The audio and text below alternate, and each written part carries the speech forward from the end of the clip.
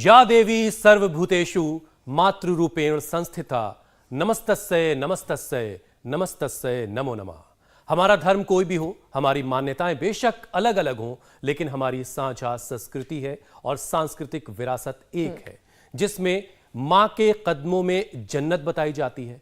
मां को देवी की तरह पूजा जाता है, क्योंकि मां ही है जो हमें इस धरती पर लाती है, पालती है, पोसती है, एक इंसान बनाती है और इतना हौसला देती है कि हम इस दुनिया में सिर उठाकर जिंदगी जी सकें।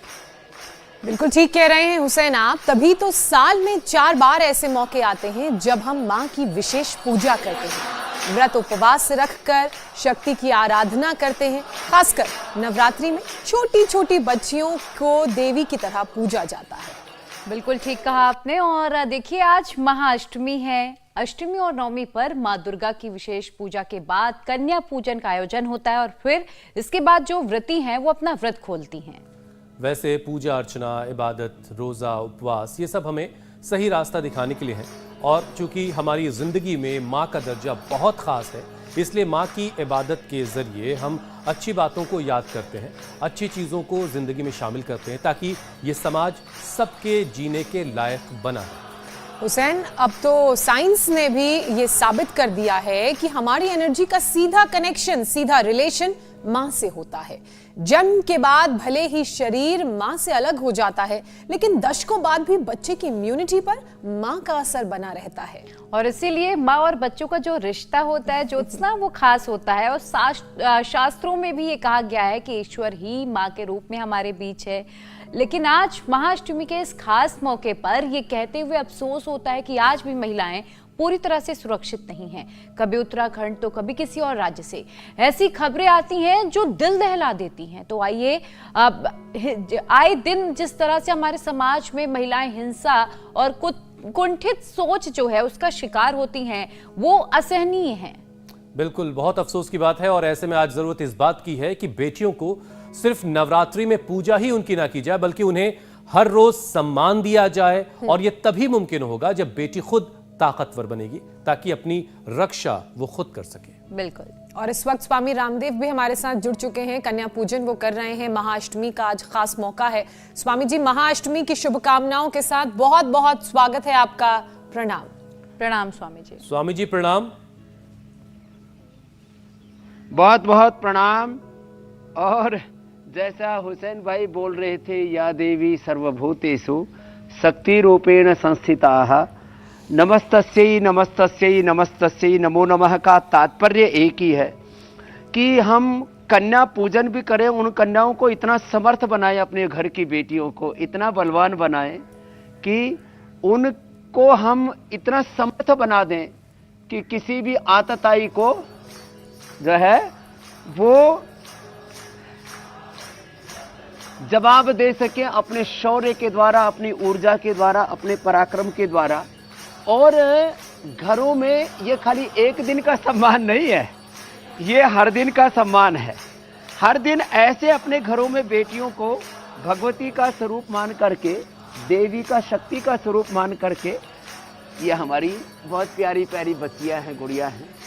और देवियों, बहुत अच्छी बच्ची बनना है ना, अच्छे बच्चे हैं ही आप ऑलरेडी। और ऐसे हम सम्मान दें, इतना गौरव का भाव, इतना पूज्य भाव अपने हृदय में बेटियों के प्रति होना चाहिए। हमने अपने गुरुओं से सीखा कि कन्या वो जो है माँ का, भगवती का स्वरूप होती है। चलो बेटो, प्रसाद लो आप लोग, आज तुम भोग लगाओ, इधर योग हो रहा है। और इधर हमारी इन बेटियों ने तो, अब जैसे इसको एवियन था, अब तो ये मुस्कुरा रही है, घूमे फिर, नहीं तो पहले गोली खाकर कर पड़ी रहती थी, अब एवियन इसने ठीक कर लिया। सफेद दाग, क्या नाम बेटा? आकांक्षा। और आपका? जया ने अपना सफेद दाग ठीक कर लिया। मैं इनके बारे में सब विस्तार से बताऊंगा। ताड़ासन तिर्यक ताड़ासन करते रहो, और ताड़ासन तिर्यक ताड़ासन करते करते, और इधर हम ये ज्योति स्वरूपा, शक्ति स्वरूपा, हम माँ की आराधना के साथ में हम हर एक त्योहार को, हर एक परंपरा को खुशी से मनाते हैं। गेहूं का जवारा भी ये शक्ति की उपासना के जितने भी हमारे स्वरूप हैं, ये गेहूं का जवारा कैंसर के लिए एक परम औषधि है।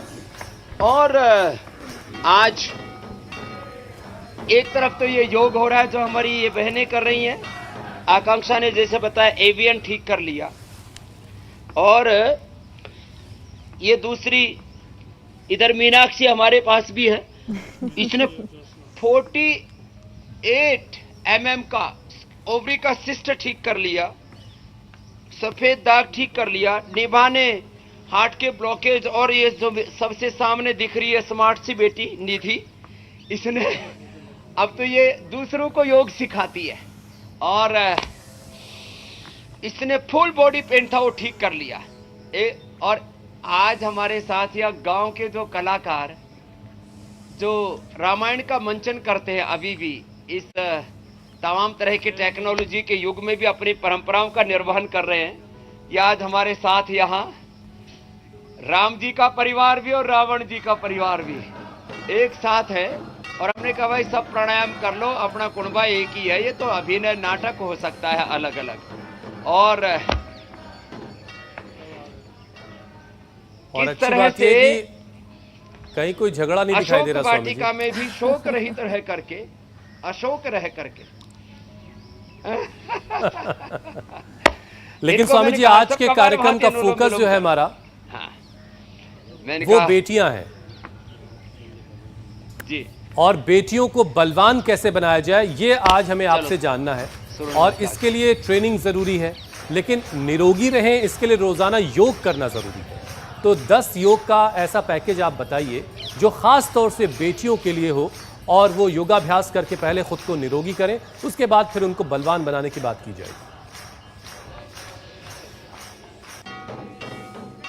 तो देखो, सूर्य नमस्कार तो मेरे साथ ये जो मैंने आपको प्रारंभ में बताया, आकांक्षा, मीनाक्षी, जया, निभा, निधि, ये सूर्य नमस्कार का अभ्यास अब ये 10 बार से लेकर के एक कम से कम मिनिमम नियम बना लें कि 10 बार ये सूर्य नमस्कार रोज करना है। जो रोज 10 बार ऐसी सूर्य नमस्कार करेंगे बहनें, इस तरह से वो इतनी बलवान बनेंगी कि कोई भी उनके ऊपर हाथ उठाने की हिमाकत नहीं कर पाएगा। 10-10 बार तो सूर्य नमस्कार करें, फिर 10-10 बार ही दंड बैठक लगा ले। चलो बेटियों ऐसे लगाओ 10-10 बार।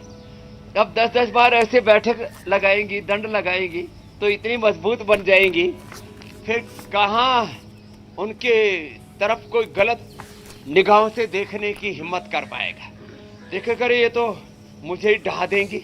मीन्स ऐसी क्रूरताएं, बर्बरताएं हम समाज में देखते हैं, और स्त्रियों को लोगों ने अबला कहना शुरू कर दिया था।